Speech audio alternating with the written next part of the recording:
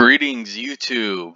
This is another episode of TEW 2016 Red vs. Blue, Episode 8 for Monday Night Raw. We are live in front of 13,996 people at Freedom Hall in Louisville, Kentucky. And this is the first official episode of the proper brand split. So, no SmackDown guys, and the show will obviously feature everyone drafted to Monday Night Raw. The show opens up with Stephanie McMahon and Christian coming down to the ring, and they discuss Battleground, and they said that unfortunately, because of these masked men interference in the triple threat match for the WWE Championship, Dean Ambrose is still the WWE Champion. And therefore, the WWE Championship is now exclusively on SmackDown Live. So, where do we go from here on Monday Night Raw? Well, we were prepared for this, and we have created a new championship to be the exclusive World Heavyweight Championship for Monday Night Raw. It will be the WWE Universal Championship. And to kick it off, to crown the first ever WWE Universal Championship, there will be an 8-man tournament over the next few weeks on Monday Night Raw, culminating with the finals at SummerSlam. The 8 participants in this tournament include John Cena, the man who defeated AJ Styles last night at Battleground, the Celtic Warrior Sheamus, the Swiss Superman Cesaro, the WWE United States Champion Rusev, Braun Strowman, Bubba Ray Dudley, and last but not least, a new superstar debuting on Monday Night Raw tonight.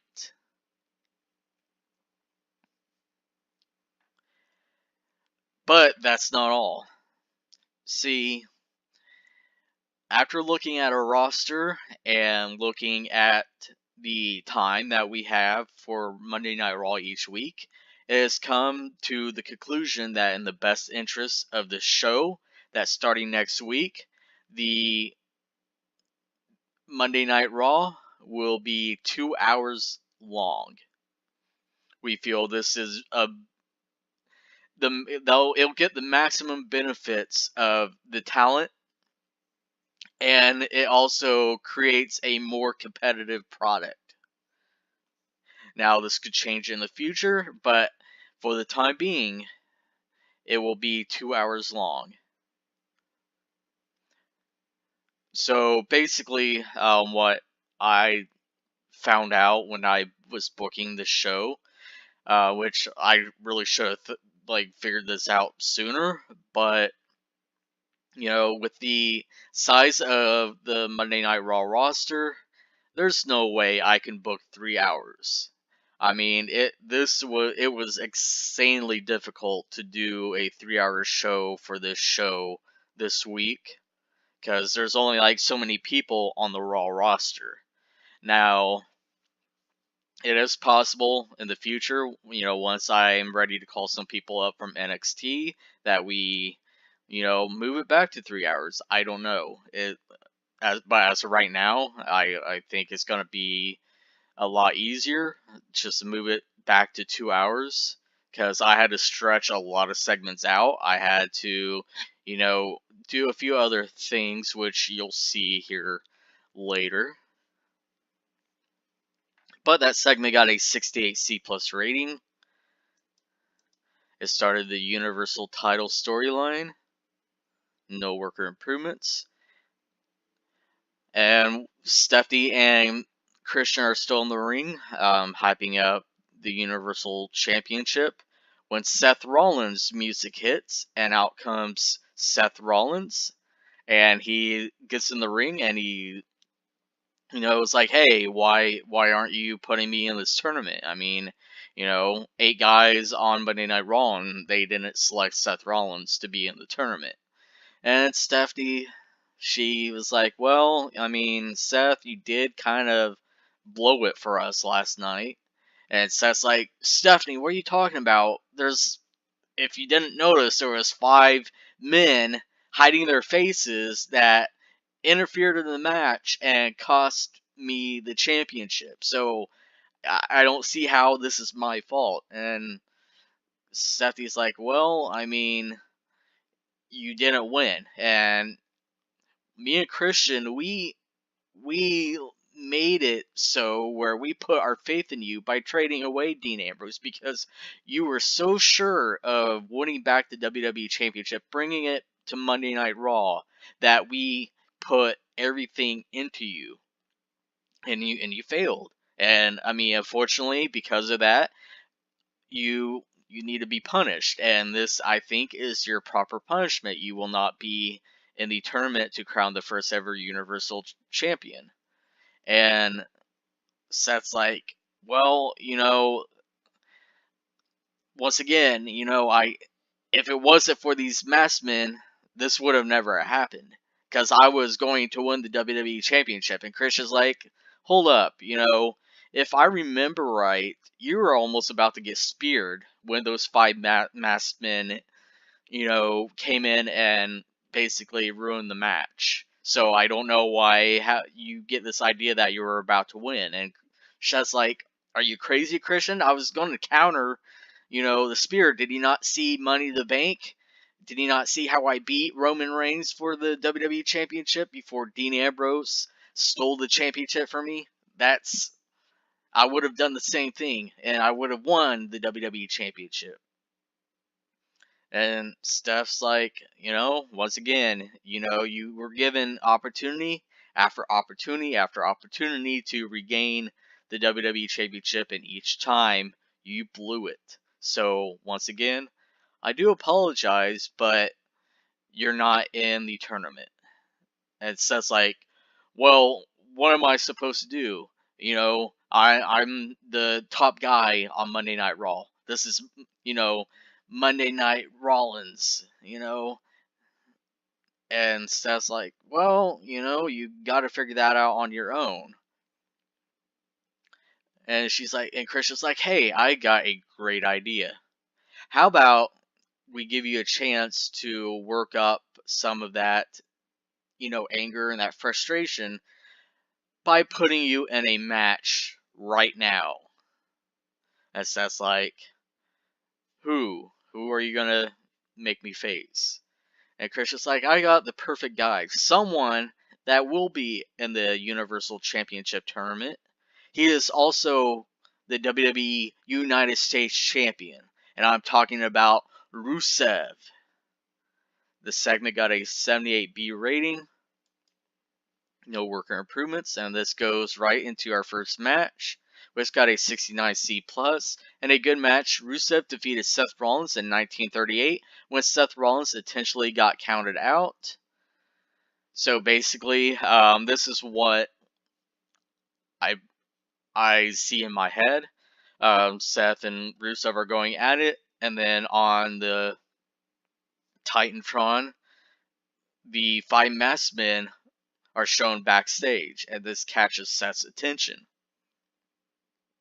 So he wants to get payback for them basically costing him the WWE Championship, at least in his eyes. So he basically just walks out of the match and runs up the ramp and gets himself cut out, and Rusev won.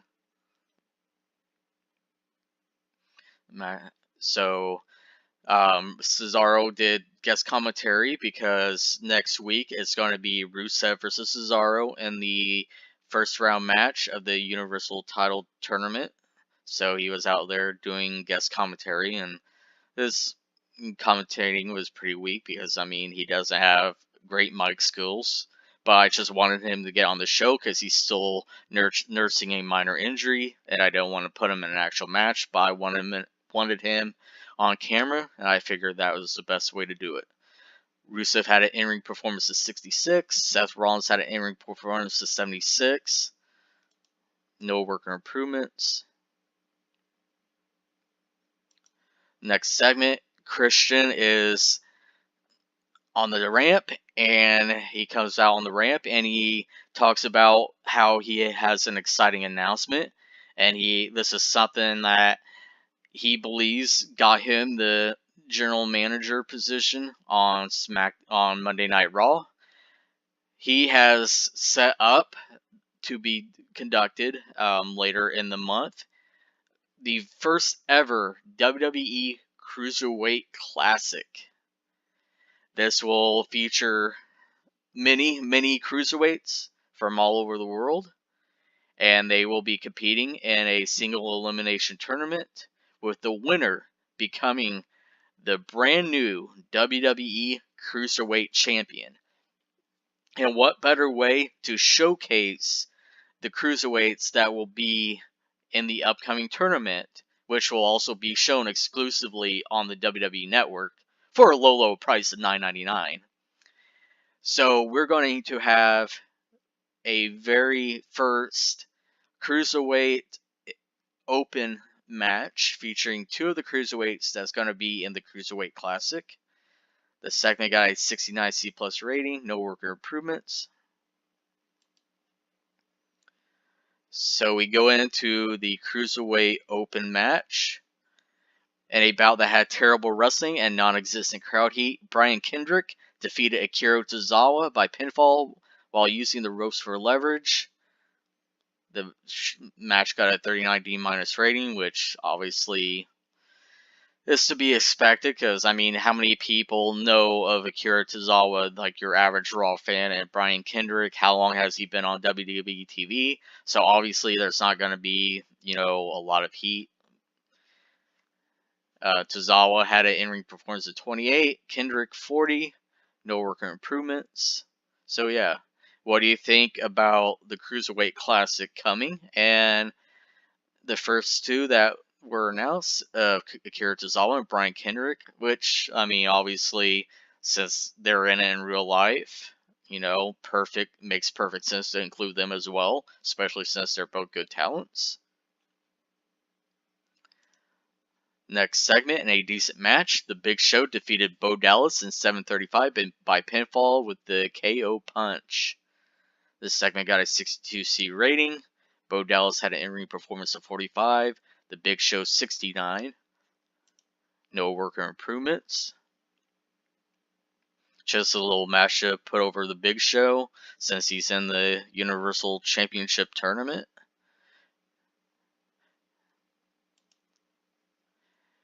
And in a NXT Showcase match, in a bout that had terrible wrestling and non-existent crowd heat, DIY defeated TM61 in 10:26 when Johnny Gargano defeated Shane Thorne by submission with a cross-ton crab, not tab. Yeah.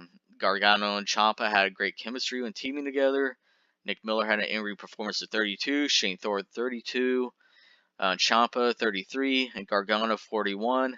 Match got a 40D minus rating, and this match is another thing that I included in the show to kind of help get us to the 3 hours.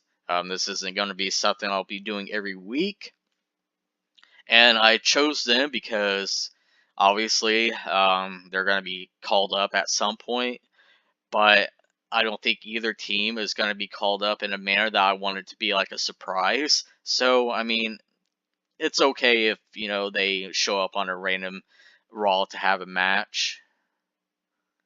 I'm not, too worried about it.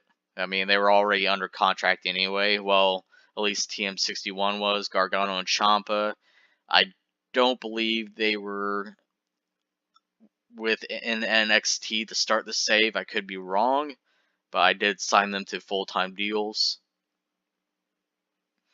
No worker improvements. Next segment, Bubba Ray Dudley comes out to the ring and he explains his actions on the pre-show at Battleground last night, where he attacked his longtime partner, Devon. And he basically says, I came back, I made a surprise appearance at the Royal Rumble, over a year ago, and it was just me. and I wanted it to be just me. But the WWE, they were like, oh man, we'd love to have you back, but we'd love to have the Dudley Boys back. And, I was like, okay, well, it gets my foot back in the door. And I, you know, brought in Devon. I told him that, hey, WWE wants us back. And he was on board, and we came, and we tried to reignite what we once had as a team. But then we lost, we lost. And to be frank, I got sick of it. I didn't come back to the WWE to be a freaking loser.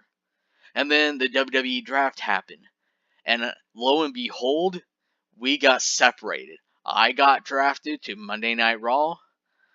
Devon got drafted to SmackDown Live. And I was happier than I was in a long time because I could finally be the single star in this company that I know I can be. And then they, oh well, can you team up with Devon one last time? And I'm like, okay, well, I grinned and bear it because, hey, maybe this will put me on the path to, give me some momentum to show up on Monday Night Raw and be the single star I know I can be. And then, guess what happened? Can you guess what happened? We lost. So, at that point, Devon, oh, he's sad and oh, I'm sorry, Bubba. I didn't mean to lose our last match. And, I just kind of shrugged, like, okay. I hugged him because, hey, this is the last time we're going to be teaming together. And at that point, I went in it for me. I took out Devon to show that I didn't need him and I didn't need any of your cheers. You know who I am. I am a bully. I bully people, I make them bend to my will, and I hurt them. So from now on, you can call me Bully Ray. And I will become the first ever WWE Universal Champion, and I will cement myself as a top singles guy in the WWE. And I dare anyone to come out to face me and to shut me up. And that interview got a 58 C- rating, no worker improvements. And his opponent is actually the new guy debuting tonight on Monday Night Raw. First round of the WWE Universal title tournament.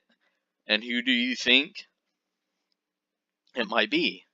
Who do you think will be Bubba Ray's opponent? I'll give you a second to think about it. And without further ado, Bubba Ray, well, now the re-Christian Bully Ray, his opponent is none other than former WWE NXT champion Finn Balor. And he comes out to a good reaction from the crowd. It got a 58 C- rating. And he changed his gimmick. He debuted, well, it was an old school face gimmick in NXT. I don't know why, but I switched it to a cool gimmick and it got a very good rating. So we go to our match between Bully Ray and Finn Balor. And that got a 58 C- rating and a decent, and about that had decent wrestling, but didn't have much heat. Finn Balor defeated Bubba Ray Dudley in 10:03 by pinfall with a coup de grace. Bubba Ray had an in-ring performance of 56. Finn Balor had an in-ring performance of 51, and that advanced the Universal title storyline. And Finn Balor is improving in performance skills. So yes, Finn Balor moving on to the semifinals of the WWE Universal Championship Tournament.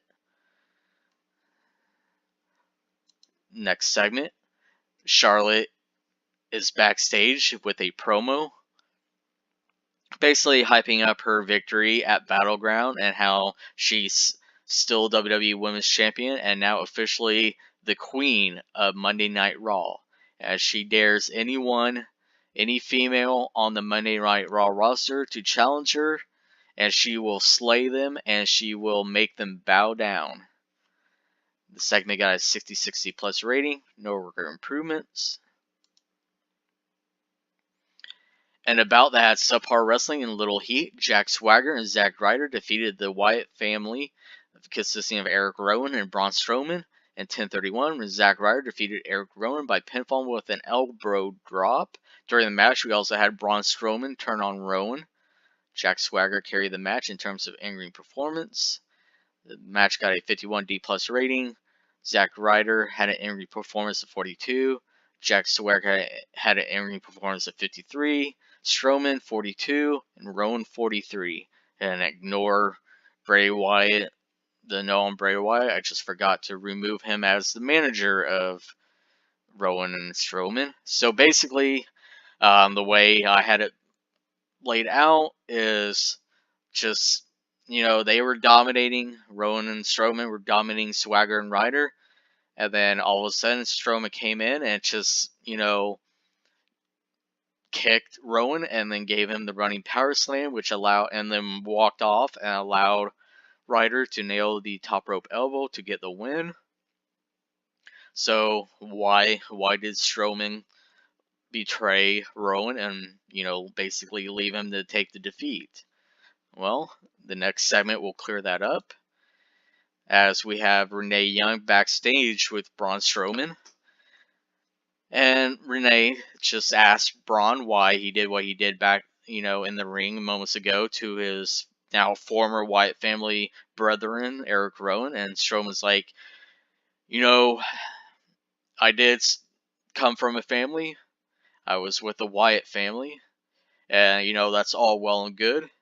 But then I was drafted to Monday Night Raw. To me, I graduated from a family to being by myself. And that's the way I like it. I don't need to be tagging along with anyone, especially someone like Eric Rowan. I have nothing against him, but look at me. I'm a monster. I'm a monster among men. And I'm going to prove to the whole entire Monday Night Raw locker room that I am a monster. And next week, I'm going to show the Big Show that I am the future of the Monday Night Raw show. And I am going to be the first ever WWE Universal Champion. Big Show, you might have ruled the roost. You might have been the big man all these years in the company. But now meet someone younger, stronger, bigger, hungrier. And I'm going to crush you. I'm going to make you look like a cruiserweight when I'm done with you. So yeah, Braun Strowman versus The Big Show next week in a first round matchup in the WWE Universal Championship Tournament. No worker improvements. This segment got a 64C rating. Yeah, so basically Braun just didn't want to be attached to the Wyatt family anymore in any means, and that means taking out Eric Rowan to distance himself from them, then that's what he'll do. And that's what he did. Next segment, in an abysmal match, Emma defeated Xia Brookside in 5:33 by submission with an Emma lock. Xia Brookside had an in-ring performance of 6, yeah, woof. And Emma had an in-ring performance of 45. The match got a 34E plus rating, no worker improvements. So basically, to be honest, Raw is short on female baby faces. And I'm not sure, like, anyone that I want to turn. So I'm trying to figure out who, I might want to call up. I know people are going to say Bayley, but I don't know if I want her on Raw. And that's not something I've decided yet. But in the meantime, I did sign Xia Brookside to a developmental deal because, she's young. I think she has a lot of upside. So, I did sign her, and I figured, she's a Raw untapped babyface, that, not any, many people know, and she's not going to be called up to the main roster anytime in the near future. So I think we can sacrifice using her to help get Emma a victory and get her a little more over. So that's what I did here. And the next segment was a backstage promo with John Cena, where he's hyping up the Universal Championship tournament and how he defeated AJ Styles last night, and how AJ Styles proved the type of man he is, and now he has an infinite more respect for AJ Styles than he did before, and hopefully one day they will meet again. But on to bigger and better things is the WWE Universal Championship. And tonight he's got Sheamus, someone he's fought many a times in the past. And he's looking forward to beating Sheamus, moving on to the semifinals, and then eventually the finals at SummerSlam to become the first ever WWE Universal Champion. The segment got a 92A rating, no worker improvements. Next segment, in a superb match, John Cena defeated Sheamus in 1924 by pinfall with an attitude adjustment. It only got a 71C plus rating, which I think that's baloney. If this is a superb match, it should be like at least a high B. Whatever, I guess. Sheamus had an in-ring performance of 72. John Cena had an in-ring performance of 85. No worker improvements. So yeah, John Cena moves on to the semifinals of the WWE Universal Championship Tournament.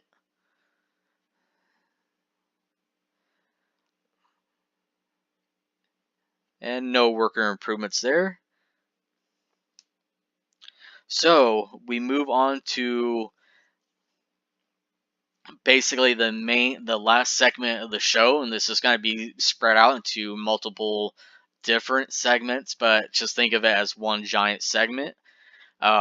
So the 5 masked men, because I want to set this up because the next screen will reveal more than I want to give away right now. So I'm going to just explain it to set it up, because I couldn't really figure out how to do it without spoiling everything that I have laid out over the next few screens. So basically, after the match, they show the 5 masked men showing up and, walking towards the gorilla position because they're about ready to come out to the ring.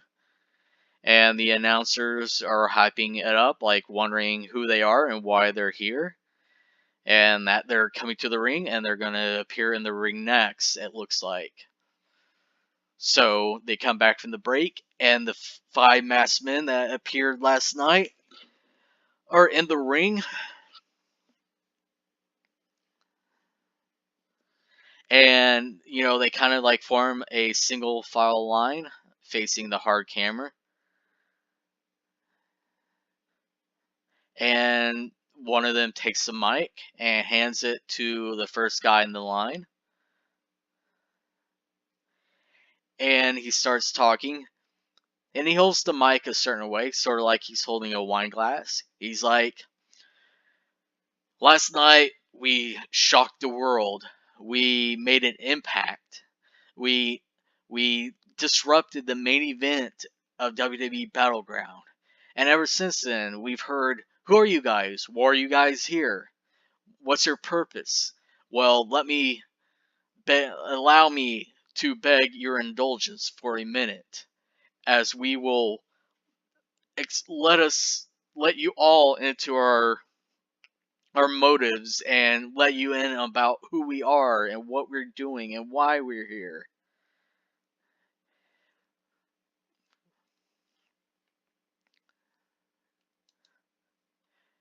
So with that, the guy holding the mic slowly takes off his mask that he's wearing to reveal Damien Sandow. And he gives a sarcastic half smile. He's like, silence! For I have something to say. You see, let me tell you all a story. See, there was a man who proclaimed to be the intellectual savior of the unwashed masses. And he was also a former Money in the Bank contract holder. And let me tell you about what happened to this person. Backstage politics took that contract that I had to become a future WWE champion, and they squashed it. They didn't want me to succeed. So they cut my legs out from under me, and they stuck me in these ridiculous outfits.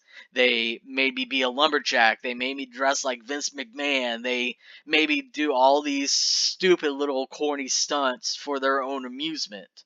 And then they had the audacity to pair me with someone like The Miz. They wanted me to, basically shadow The Miz and do everything he does, which honestly isn't much. But I did it, and I did it better than him. So much that all of you were cheering for me. Yeah, all of you were cheering for me. They were chanting, "We want Mizdow, we want Mizdow." And finally, I broke away from The Miz. And what happens because all of you cheered for me when them backstage they didn't want me to? They didn't want me to succeed. They kept me off of TV. They didn't want me on TV because they didn't want someone they didn't want to be cheered. So they kept me off of TV. They put me in a Macho Man outfit. And honestly, I don't even do a great Macho Man impersonation anyway. But they made me do it because they wanted to strip any identity that I had. And they wanted you to forget about me. And guess what? I was let go from the company. And then what happened? You all forgot about me. You didn't care. You didn't care that I was no longer here. You guys went on cheering for everyone else, and you forgot all about me. But that's okay. Because I have 4 other friends here that do care. They do support me. They want to see me succeed in this company. And that's why I came back. To show you, and everyone else in here and backstage that I deserve to be at the top. You're welcome. And then he hands over the mic to the next guy in the line. And the next guy starts to take off his ski mask to reveal, "It's me! It's me! It's B&B!" And then it's Bad News Barrett. And he starts talking to, giving his explanation and his story. He's like, about 4 or 5 years ago, I was in the very first season of NXT. I won the NXT Season 1 before NXT became the hip, trendy thing to be a fan of. And then I led a group called the Nexus. And we dominated. We dominated this company. We had this huge match at SummerSlam. And what happened? Backstage politics cut our legs off from under us. And what happened? Shortly after the group disbanded, we got moved around. Basically, you cut us off at our feet. You cut me off on my feet. You gave me... You told me to go out and start delivering bad news. And I did deliver bad news. And all these people, they wanted Bad News Barrett. So what did you do? You kept me off of TV. You marginalized me. To the point where I was stuck being a lackey for a group. Not even a good group. The good group, good group of people, but that was a pretty awful group, to be honest. It was so bad that I couldn't take it anymore, so I left. Because I didn't even really want to be here anymore, to be honest. I got tired of it. I got tired of the politics. But then I came across some friends and we started talking who had similar gripes with this company. So what did we do? We formed a bond, an indestructible bond, and we showed up and we took over.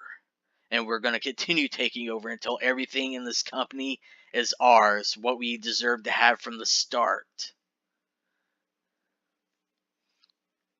And that little interview got a 61C rating, and he passed over to the mic.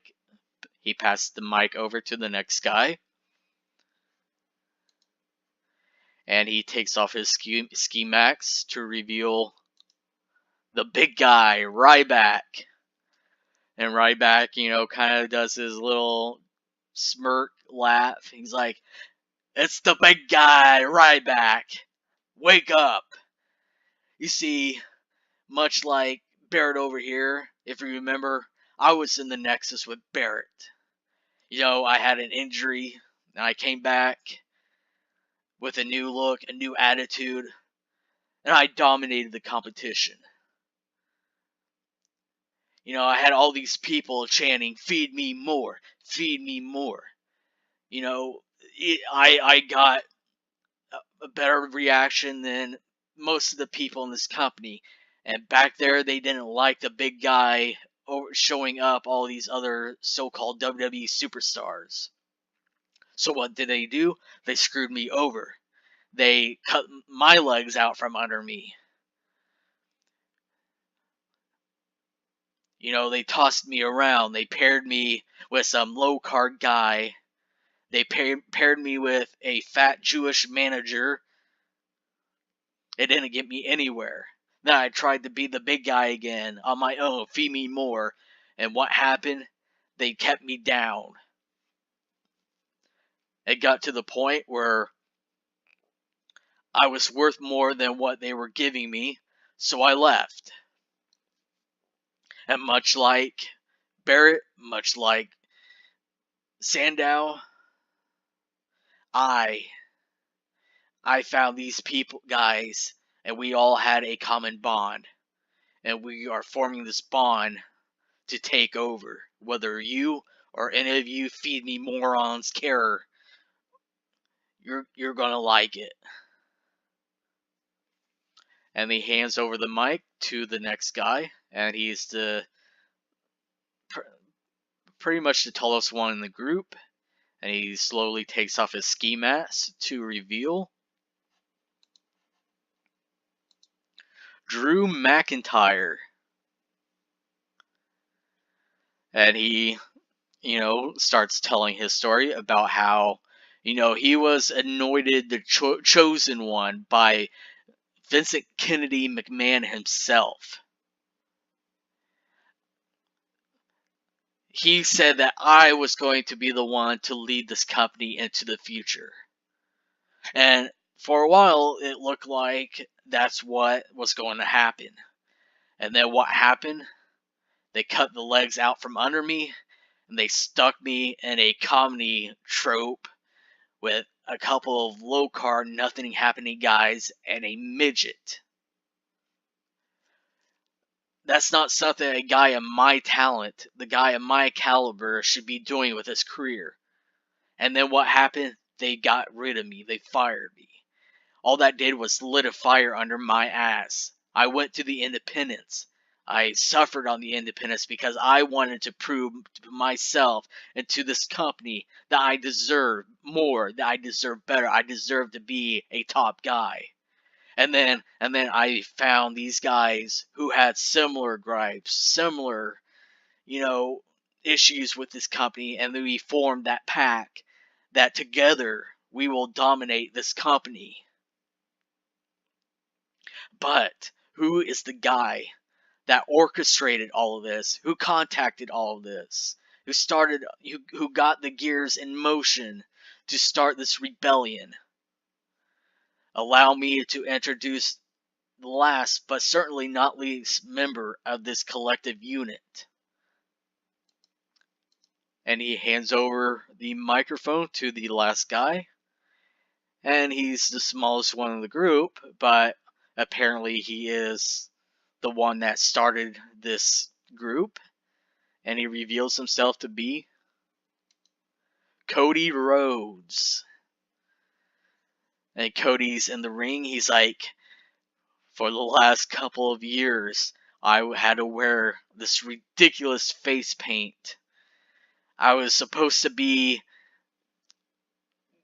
Goldust's brother, and all I looked like was some cheap imitation. Why couldn't I be myself? Why couldn't I be Cody freaking Rhodes? I'll tell you why. Because the WWE, the people backstage, they don't like seeing a Rhodes succeed. That's why they took my brother and put face paint over him. And to his credit, he made it his own, and he likes being Goldust, and that's fine.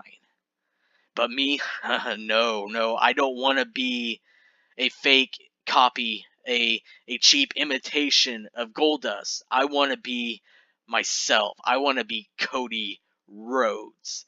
And damn it, I'm going to be Cody Rhodes from here on out. I am tired of everyone in the back trying to deny my talents. I'm tired of all the backstage political BS trying to cut out our legs out from under us. You see the common thread here. There's people here that should have been main eventers, should have been WWE champions, but for one reason or the other, the company didn't allow that to happen. Well, the buck stops here. We're tired of being forgotten about. We're tired of being tossed aside by the new, the new favorite. It was at one point. First, it was John Cena. Then it was CM Punk. Then it was the Shield. You name it. We got pushed over, and instead of them, we were the ones that got shoved to the side. Most of us, we got fired. A couple of us quit.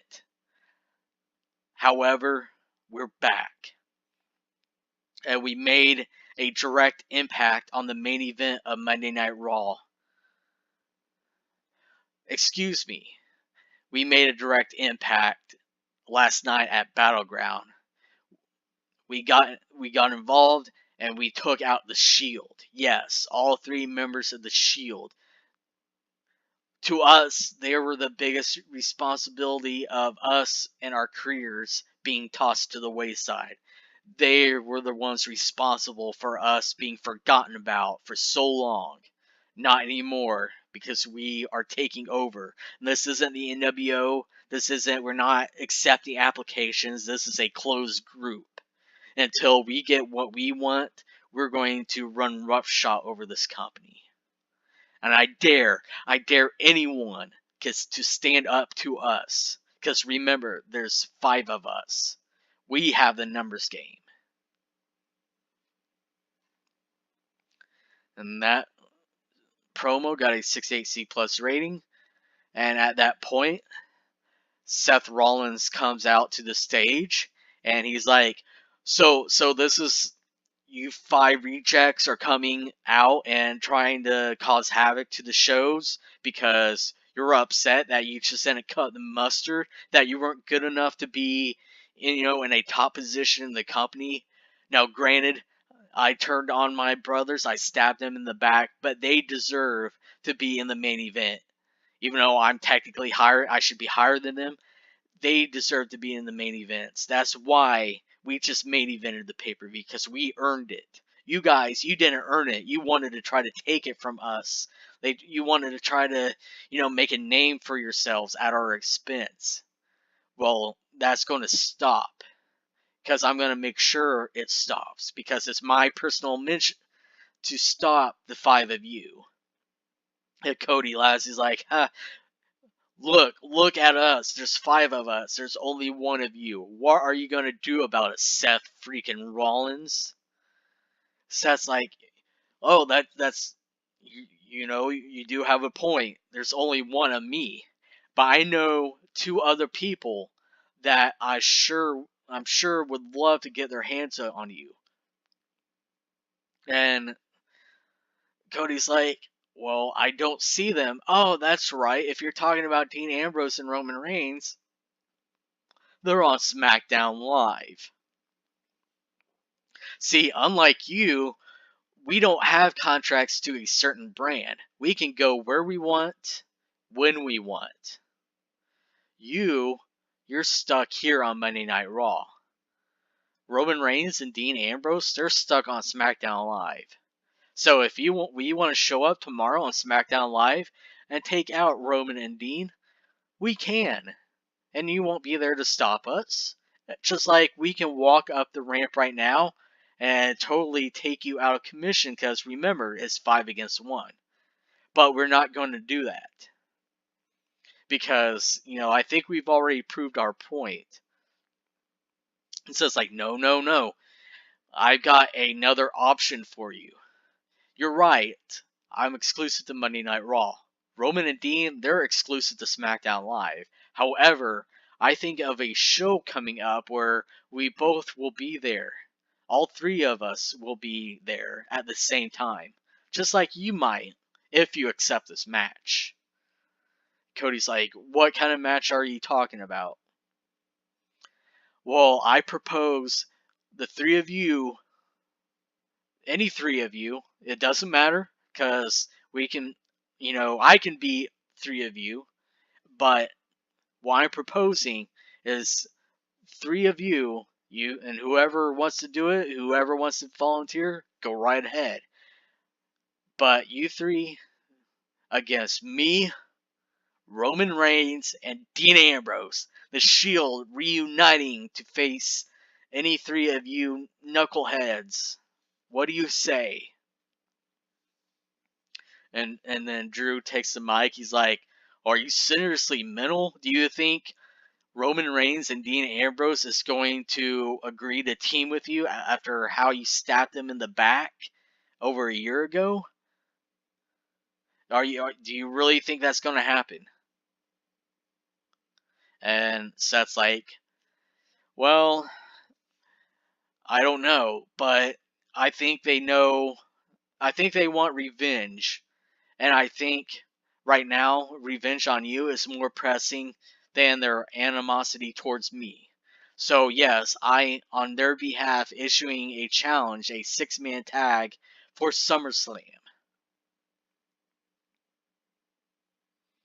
And Cody Lassie's like, hey, if you're stupid enough to make a challenge to us without the other 2's approval, then so be it. But we're going to make some stipulations. First, if you guys lose, which you will, none of you can face to wrestle for a championship, a WWE championship or Universal Championship for the rest of the year. Now, that might cause a problem with Dean Ambrose because he is currently the WWE champion. So if you guys, or should I say once again, when you lose, Dean Ambrose will have to defend the WWE championship against one of us in a main event of a pay-per-view. And Seth's like, okay, that's perfectly fine. That's great. Now, I've got a stipulation of my own. If you guys lose, you're gone. We don't see your face anymore, and you can toil around wrestling in bingo halls and high school gyms the rest of your careers. So what do you say, guys? And Sandow takes the mic. He's like, you're on. So, yes, at SummerSlam, it'll be basically a Shield reunion. Seth Rollins, Dean Ambrose, and Roman Reigns against the 3 members of this little group, which we can call them the Forgotten because they feel like they were forgotten by the company. They feel, they deserved more than they got, and they just got a bad shake in the company. So, what will happen on SmackDown Live? What will be Roman Reigns and Dean Ambrose's reaction to Seth Rollins basically volunteering them for a match at SummerSlam, teaming up with Seth Rollins of all people? The final segment got a 67C+ rating. No worker improvements. We end the show with a 76B- rating, which I was expecting worse, honestly. So I can't be too mad about that. So I know this is a rather long episode, but there was a lot to go over. So if you like that episode, please give me a thumbs up, leave a comment. What do you think about the reveal of Cody Rhodes, Drew McIntyre, Ryback, Bad News Barrett, and Damian Sandow as the men who attacked the Shield at the main event Battleground Sunday night? And where do you think it will go from here? So for now, I thank you for watching and take care. Peace.